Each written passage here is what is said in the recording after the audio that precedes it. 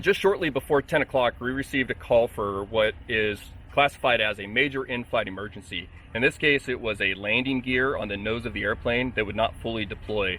And upon several checks and other options, they decided to fly and burn off excess fuel so that if they did make a landing, and if it was a crash landing that might have spilled more fuel or caused fire, there'd be less fuel and less of a hazard posed to the people that were on board the plane. So the approach, it was actually a textbook landing, very slow and very low altitude, very flat approach.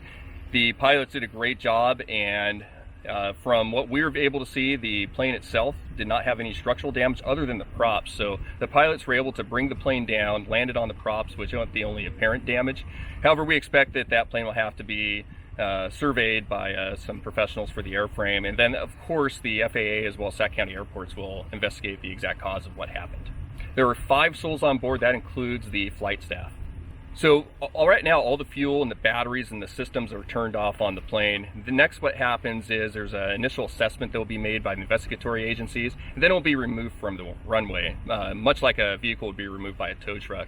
So it's quite a process. There's a lot of investigation that has to occur before it's removed. However, at that point, the runway itself will also have to be reviewed and see if it's stable and intact for future planes. But the good news is on this airport, there are multiple runways, so any interruption is expected to be minimal, but the exact time frame on that will have to come from Sacramento County Airports. Metro Fire, we sent 5 different crews out, 2 engines, a ladder truck, a water tender, 2 ambulances, and 4 overhead personnel. Sac County Airports also had 2 ARF units as well as 1 battalion chief. And basically we stand by. We provide airport rescue firefighting, which means that it's a flammable liquid response for the fire problem if there's any kind of fuels.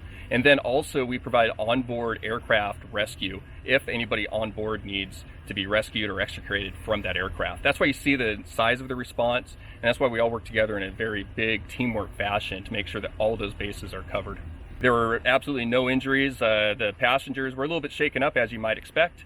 However, they're also very happy that they were uninjured and were able to land successfully and be on with their day, although with a slight delay.